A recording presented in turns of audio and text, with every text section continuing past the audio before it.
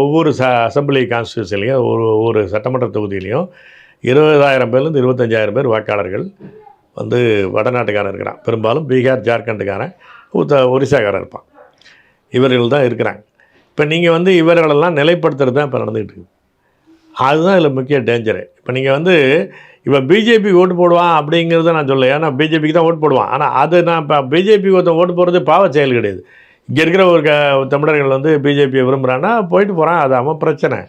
ஆனால் இது செயற்கையான திணிப்பு. இது அந்த வகையில் தான் சொல்கிறேன். அது வந்து பிஜேபி இயல்பாக தமிழர்கள்ட்ட ஓட்டு வாங்கிக்கிட்டு ஜெயிச்சானா அது அவனுடைய வெற்றி, அது நமக்கு யாரும் தடை சொல்ல முடியாது. ஆனால் இது ஒரு செயற்கையான திணிப்பு. அவன் என்னென்னா ஒரு டிசைடிங் மைனாரிட்டி.